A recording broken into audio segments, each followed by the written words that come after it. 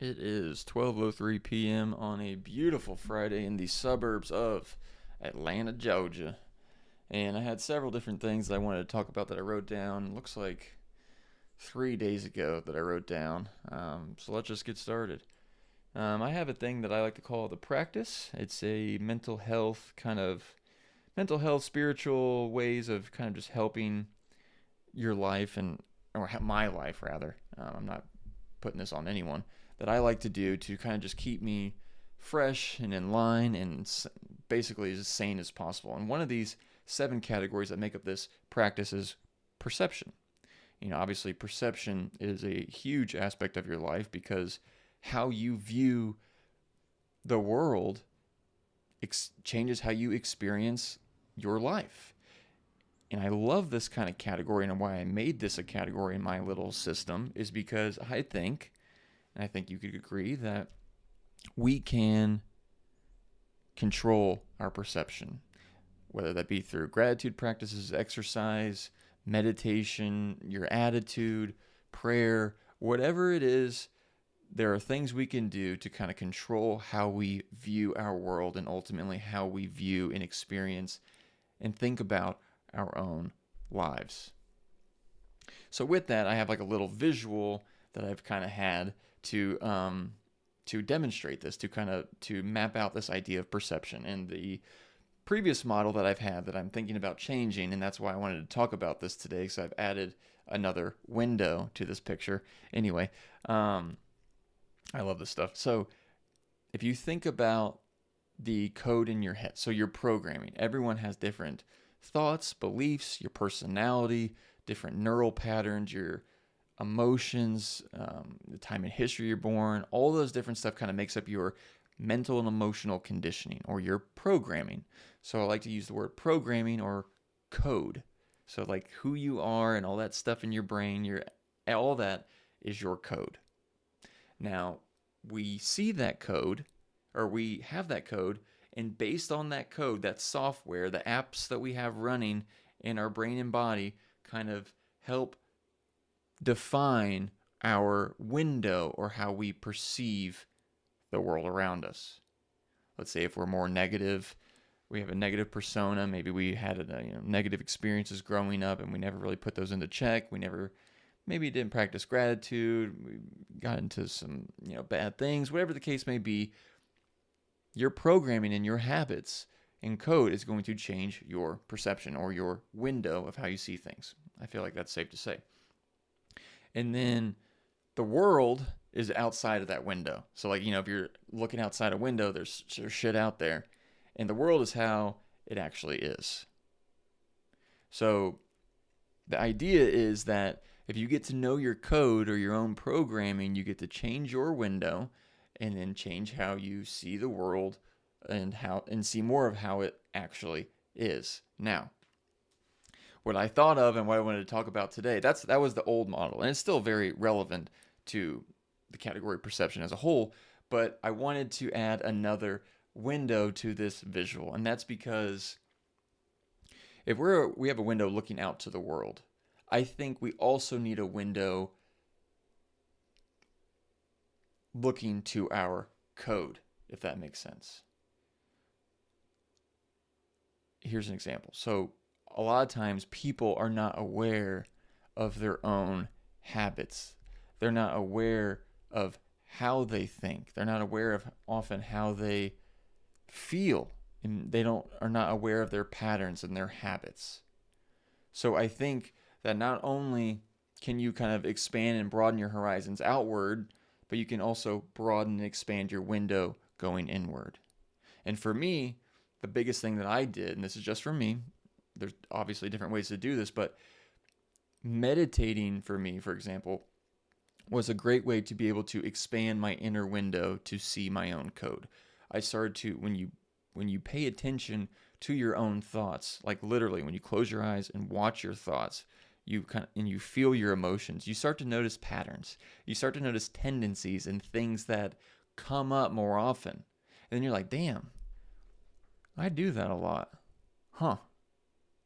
And so for me, by doing that, this is that second window. This is that new window. You kind of expand that window into your own programming. And then from there, you have some choices. When you're able to see how you actually are, you can decide to change. Now, of course, change is not comfortable, but the first thing to change is being aware of what's needing to be changed. Another great way to kind of expand this inner window to your code. I keep doing this.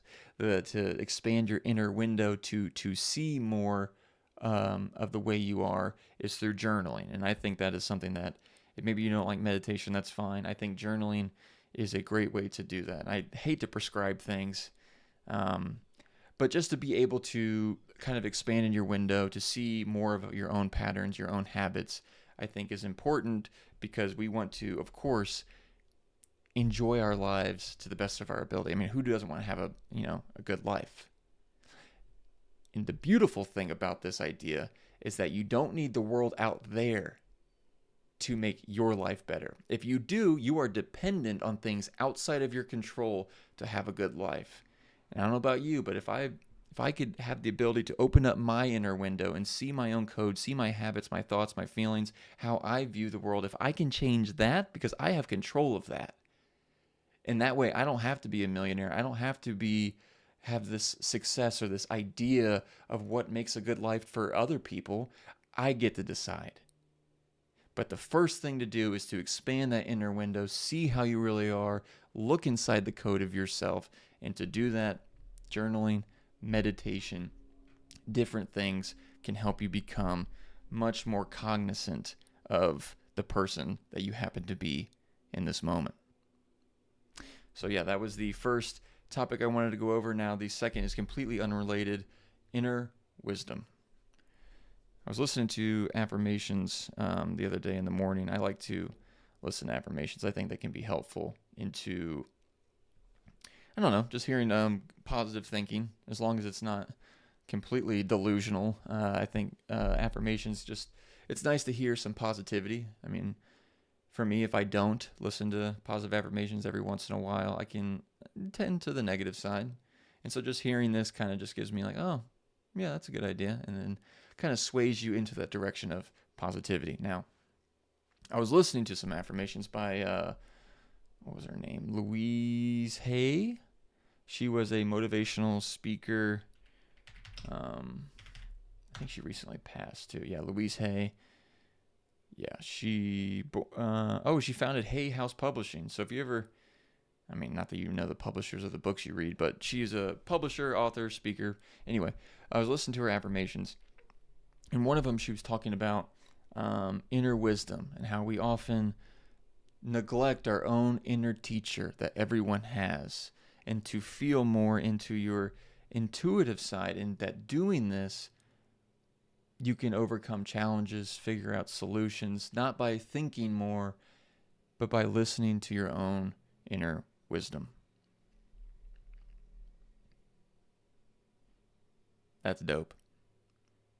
I think that's important. I think oftentimes with this monkey mind that we all have, when problems arise, our natural reaction is to think.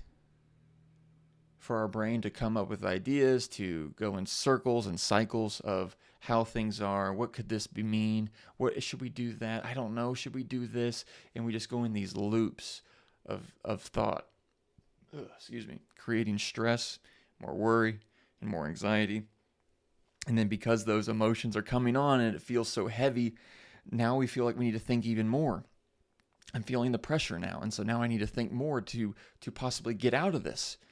And so we end up exhausting ourselves, no closer to the solution or to what we need to do, because we're just letting the mind run the show.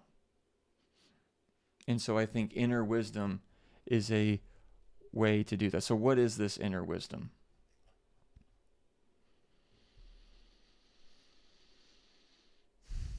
Google puts it as an innate, quiet inner teacher that provides guidance through intuition, gut feelings, and a deep sense of knowing. Unlike the loud, frantic, and fear-based voice of the ego, true inner wisdom is typically calm, non-judgmental, and rooted in a sense of rightness or inner peace. And for me, I'll be honest, I feel like I've gotten decent at this just because of my love of meditation. I started meditating because I was an anxious wreck about 6, 7 years ago, and I've almost became obsessed with meditation because it just makes me feel so good. Anyway, through this love of meditation, I've noticed a pattern. We talk about patterns seen through the window. I've noticed a pattern that when I am stressed out, if I'm trying to figure something out and I'm constantly thinking, I almost get this intuitive feeling for real to just sit and to be quiet. Shut up.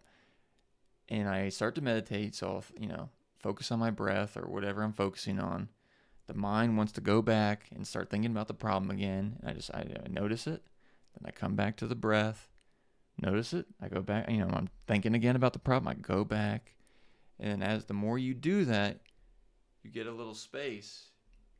You get a little separation from that thought, from whatever it is that you're worrying about. And it's from that place that you can see things more clearly. I mean, how many times, like you're doing something, you're trying so hard, you can't get it. You say, screw it. And you go away for, a day or two, whatever. And you come back and you get it in 5 seconds. And so we try so hard to grip and figure out all of our problems into the things because we want it to be different. We want to fix it. But sometimes the best thing you can do is let it go and let it breathe and get some space from the thing. What's your gut telling you? What happens if you get quiet and you don't need to fix it? For me, that has always been where I get the most profound insights and the best solutions to whatever the case may be. And it's funny, the real wisdom is often in not doing rather than doing. We're so preoccupied with doing and having answers to everything and always being on the ball. But I think there's great bravery, courage in just letting something be for a while. And I also think that could be one of the definitions or meanings of the word faith. To have faith that you'll figure it out. That you don't need to white knuckle everything. And for me, like I said, when I get into that meditative space with whatever problem and I just let it go, it's almost like I'm listening and I shit you not, things come to me. And I'm not trying to be woo-woo or like I'm, have some higher access than you. This is the point, is that we all have this. So whether journaling helps you just kind of write things down and get it out, or going for a walk in nature, or maybe meditating, or just leaving the thing as best you can alone for a while and coming back later. Before we switch topics, lastly, I'll just bring up Dave Chappelle, one of my favorite comedians. He has a bit he does, and he talks about standing too close to an elephant. He actually talked about this in his special, not ironically called equanimity, which is a word for saying letting things be okay as they are. Like our problems, can we just let them be for a while? And the answers will come. Anyway, that's the name of the special. He was describing a situation where his initial reaction to this revelation was anger and judgment. And he likened that to standing too close to an elephant so you can pretty much see its penis-like skin. And it's only when you take a step back that you can see the whole elephant and understand the full context more clearly. Bottom line is your inner wisdom, your inner teacher. Give yourself some space. Give yourself some grace. Be brave enough to let the thing be for a while. You'll be amazed at what it can do. We all have this within us. Intuitive feelings, space, emptiness. Use it. Don't let the thinking mind control everything. Last thing. The miracle of being alive. It's pretty crazy that I get to sit here, talk on this microphone, capturing my voice and sending packages of data, bits of zeros and ones through this processor onto a computer that holds it in a storage place. And then if I want to upload it, I can send these packets of data through a medium that we call the internet and onto another server somewhere else. Well, maybe this is more of a miracle of human invention rather than being alive. I don't want you to think that, the internet is the peak of human civilization, but it's just amazing if you stop to look around, whether that be through human invention, innovation, or just the beauty of nature in that you're just here. That I'm looking through this camera, looking at your eyes, or, looking at it and we're looking at each other. How are you? You, and I'm me. Taking a deep breath, knowing that you're taking in oxygen and carbon and everything else, hopefully not air particles and dust and mold, but that you have ability to parse out the oxygen that your body needs so it can then take that and move it into its blood that it then circulates through every cell in this entire body, where millions of cells are dying and being born every second while we're hurtling through space, going around this glowing star. It's just incredible. It's amazing. And I just say that because I think we often get so busy. The whole point of that little, attempt to make things sound cool when it probably didn't, is to just remember that this is insane. That we are alive right now, and we get so caught up in our day-to-day tasks and activities, going through the motions of, our work and our kids and school and everything that we need to do, once again, focused on doing and thinking, that we don't take a second often to remember that we're on this chunk of rock hurtling through space. That we're breathing in air that was once recycled and able to be breathed in oxygen from plants that take our carbon dioxide that we breathe out and they turn it into oxygen that we give back. And this beautiful exchange that we benefit and we need one another. A sense of connection to all there is. And I think it's important to do that. Because we're on one hell of a ride, and this ride is going to end pretty quick. I mean, hell, I'm 33, and I can vividly remember my first day of kindergarten when I was 5. And man, it went by fast. 28 years since then. And hopefully I have 28 more, and more than that. But then it'll be over. And I don't want my whole life being to worry about, the deadline I have at work, or worrying about things that don't exist. Problems that we don't actually have, but our mind tells us we do. So back to that inner wisdom of trusting ourselves, letting things be, and enjoy this amazing ride that we have for a little while as this person. All right, that's all I have for today. I've been going for almost 19 minutes. Shit. If anyone actually made this all the way through, congratulations. Thank you. Say congratulations. I just mean because I'm just rambling here pretty much. I just love to do this. This is fun for me. I enjoy talking. It helps me stay sane, to talk about different topics that I enjoy. I think this life is an amazing thing, and I just try to take it all in, and speaking and writing down things helps me parse it and understand it a bit better. Thank you all. I'm going to go eat lunch. I'm freaking starving. Until next time.